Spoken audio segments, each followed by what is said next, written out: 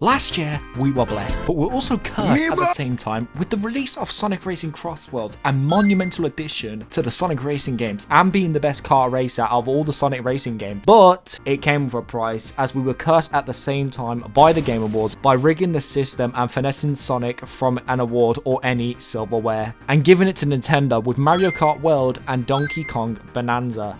A true tragedy for Sonic fans. Your nominees for Best Family Game: Mario Kart World, Sonic Racing Crossworlds. And the Game Award goes to Donkey Kong Bonanza! Here are the nominees for Best Sports Racing Game: Mario Kart World Rematch and Sonic Racing Crossworlds. And the Game Award goes to Mario Kart World.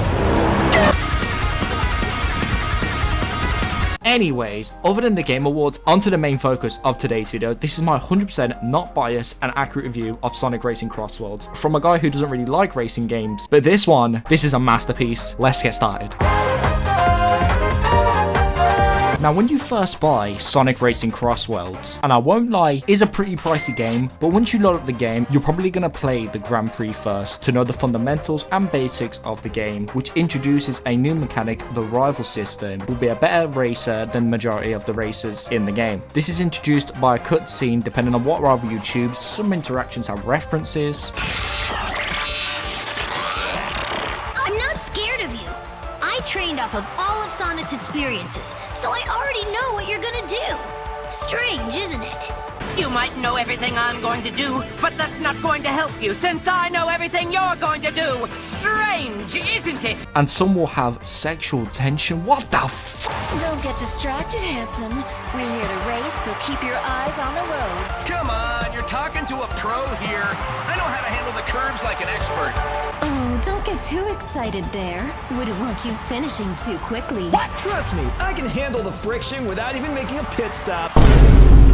Oh, come on, Sega. I also have to mention another new mechanic is the gadget system, where you can customize the style you race. So if you want to start off with a monster truck and crush the entire lobby, you can. If you want to be a drifting king, you can. My personal favorite way of racing, but it's a genius way to keep players replaying and grinding the game to unlock the best gadgets. There are so many ways you can race in this game. It's great. Also, this game is very rewarding for grinding it, and it really is what makes Sonic Racing Crossworlds shine. Also, I have to mention, if you beat every rival in this game, you're rewarded handsomely with none other than the GOAT himself, Super Sonic, who's basically God with having max stats, and oh yeah, he is invincible. So you have a younger sibling or someone who's new to the game that wants to play and get started, that is your go-to choice, because once again, he's invincible, so you're not going to get spookied. At least that's what Sonic likes to call it.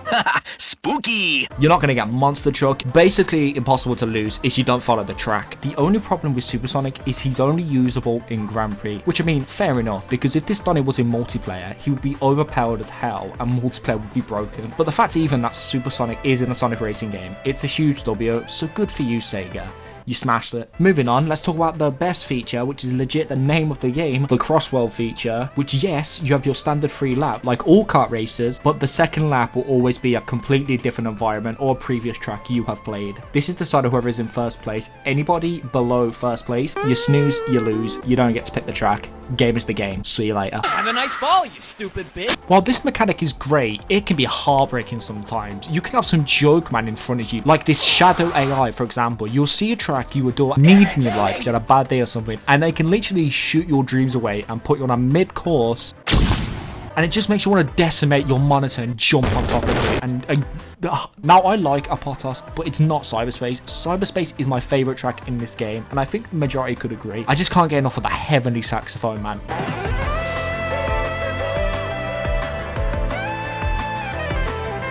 Kind of ironic as well that Shadow shot my dreams away. I mean, that guy does like guns. Alright, let's talk about the levels and the Grand Prix and how the game actually feels. And as a whole, and to put it short, the controls feel smooth. Turning around corners, flying in the air, and the water sections, they flow really well in my eyes. But this is coming from a guy who has dealt with the worst of Sonic and how slippy and badly controlled he has been in the past. I'm looking at you, Sonic Heroes, on the PS2. Okay, great. Yeah, there you go. Sonic. No! Pure trauma. Also, one key thing this game has, and Nintendo don't have in Mario Kart World, is 200cc difficulty in the name of supersonic speed, and I swear Mario Kart invented that difficulty, so Nintendo, what are you doing? Now, I'm not here to hate, I'm just pointing out the facts. Now, the tracks in this game look aesthetically stunning. The game looks great. Like, Sega cooked a masterpiece, and every stage in this game is from one of the past Sonic games, such as Metal Harbor from SA2, Apartos from Sonic Unleashed, Kronos Island from Frontiers, and White Space from Shadow Generation. I'm saying this because I know in the past racing games like Sonic and Sega All-Stars Racing, it was Sega tracks, but this game, it's just pure Sonic tracks, and that's what we want. Honestly, all I remember from playing Sonic and Sega All-Stars Racing is that Amigo track, which legit looks like an acid trip. Banging OST though.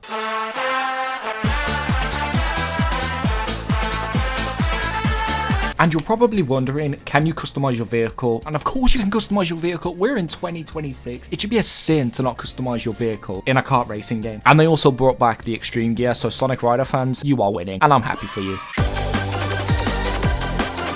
Now, prior to the release of this video, the newest racer they have added to this game is the boy Pac-Man, and once again they cook with the music and level design. But talking about what characters you have to play with, and I'm going to talk about the base game and not the season pass. I ain't got that kind of money for the Werehog and Sonic Prime characters. I'd rather just buy the game on sale and buy the DLCs separately. I haven't got money like that, Sega. I'm sorry. But talking about their characters, there are a total of 24 characters in this game. That includes Super Sonic. We have our Sonic Heroes cast and iconic characters and villains from previous Sonic games. And we've got to address the elephant in the room. Why are you even here? The fact the egg pawn is here is just jokes, to be honest. But other than him, a very solid character roster. Now that we have covered the default characters, let's dive into the DLC characters and bonus content this game has to offer, and they are a lot of them. And in total, with the default characters combined, it makes this game have the most playable characters in Sonic Racing history, which is pretty wild. And the 3 bonus characters you get for buying the game just on its own: Hatsune Miku, Ichiban Kasuga from Yakuza, I probably butchered that name, Knights, Tangle and Whisper from the IDW comics, Joker from Persona, and II from Super Monkey Ball in the future. And the paid characters in this game are icons, and I mean gaming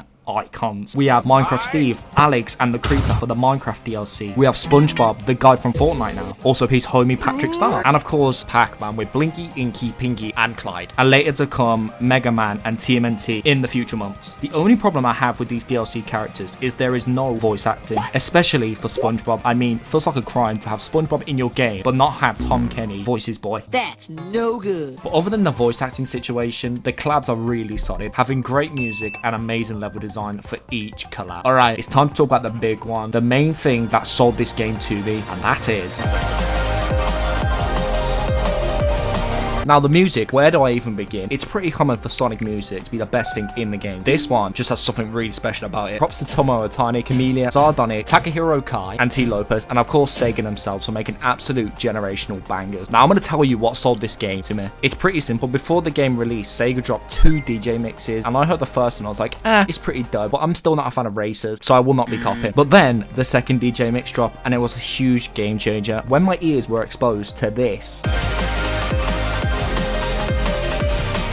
And I heard that heavenly Kronos Island mix, and I was like, okay Sega, you win, take my money, get me on this game ASAP. It's so funny as well, Sonic has terrible fans, but after fans heard the Sonic Racing vocal song, they had the audacity to say Sonic music is finished, it's over, it's gonna be terrible, and I was like, oh, you silly feeble-minded little gay. Brother, this is Sega and Sonic music, when have they ever missed? I just can't stand some of the fans of this franchise. Something had to be said, and don't get me started on people hating on Frontiers. Okay, now you're just rage baiting. Getting back on track, the OSD consists of a first lap and a final lap, with the first lap being pretty chill and basic,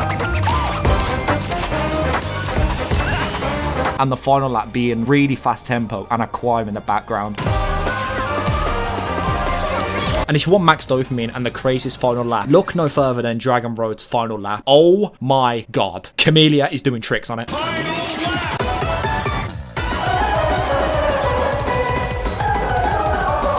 Perfect for this generation and their tip-top brain and their short attention span. My top 5 favorite tracks in this order is Cyberspace, Kronos Island, Wonder Museum, Alaska Final Lap, and Roulette Road. Can't go wrong with Casino Park. And okay, let's give an honorable mention to White Cave, the best rave music. But yeah, so many bangers, and there are many more. But those are my favourites. Now you're probably thinking, it can't get better than this, can it? It can. Well, it can. Ladies and gentlemen, say hello to the jukebox feature. The best thing about the music in this game. This feature is nothing short but genius from Sega. As if having a go at OST wasn't enough, you can have your favourite Sonic tunes in past Sonic games. Come on Sega, you're just spoiling us now. Now to unlock these certified HUD classics, you have to A rank time trials, which one is a genius way to play time trials, and two, you master the course in the process. Only one problem though, there are no Crush 40 songs due to the controversy, but you have songs like Supersonic and Perfect Dark Gaia, you have His World, you have Lights Camera Action, and of course the Sonic fan favourite, City Escape. Like what else do we need? Just trying to beat your fastest time and your goes is kind of boring, but if you whack in unlocking the best Sonic songs, mate, get me involved. Nothing hits more than going from Lights Camera Action to Find Your Flame in the final lap. That's the motivation any gamer could ask for. Alright, time to talk about our final subject, the most chaos feature in this game, and it's a no-brainer. So, the multiplayer. Not gonna lie, when I first brought this game, I thought it would be the main mode I played the most, but it wasn't. Not because it was bad, I genuinely like the single player modes more. Maybe because there is no supersonic speed and the gameplay feels really slow in my opinion, and I mean slow. And I just want to go fast. Forgive me to want to go fast in a Sonic game. But multiplayer is still fun. It is chaos, yes. Does getting a win give you a rush? Yes. You get more of a dopamine rush getting first place in multiplayer than getting a Victor Royale in 2026 these days. Like, how is that possible? But it is mental. I mean, kart racers is going to be chaos. Like, you're going to get item spam, people are going to yoink first place away from you, inches away from the finish line, but it's still fun. Not to mention there's a legend series for comp players, and for some reason everyone and their family just runs this meta like everyone. There's festival events for each collab drop, which is cool. But yeah, not much to say about multiplayer other than it's pure chaos and frustrating at times, but still very fun. Grinding to legend rank is fun as well, but definitely my least favorite mode out of the bunch. Now this is my opinion, so don't come at me in the comments. If MP is your favorite mode, then good for you. Alright, let's go over everything we have discussed and rank it. Let's start off with the gameplay. Smooth like butter controls, amazing level design, looks stunning, awesome rival mechanic, a well executed crossbow feature, and a goated side character unlockable. I'm giving the gameplay a certified 10. Next, the characters. We have fan favourites back and a Mount Rushmore of iconic DLC characters. Yeah, I'm also giving the characters a 10. Next up, the music. Bro, do I need to explain myself? The OST is a 10 in itself. Then you got the jukebox on top of that. The OST gets a in 10 easily. And finally, the multiplayer, probably my least favorite thing about this game, but it's still fun. Yeah, it's pure chaos, but it's a good chaos. I'm giving MP an 8.5. Would be a 10 if they added the supersonic speed. And there we go, not all rank 10, but the main thing that makes this game perfection to me is the fact that I don't like racers, but I really like this one. So to convert me from a kart racer hater to a kart racer lover, it ticks every box, making it a perfect game. Guys, thank you so much for watching this video. Let me know your thoughts on Sonic Racing Crossworlds. Did I glaze too much? Please note this is my opinion. This was also my first scripted video and has taken a while to make and learn the ropes, but I really hope you enjoyed. Sonic is in the best place he has been, and as a lifelong Sonic fan, it's the best thing ever. And yeah, Sonic Racing Crossworlds is a pricey game and defo not worth the price, so buying it on sale is what you should do. That's the big negative about this game. It's expensive for a kart racer, but other than that, the best kart racer I've ever played and a phenomenal game, making Sonic Racing Crossworlds perfection.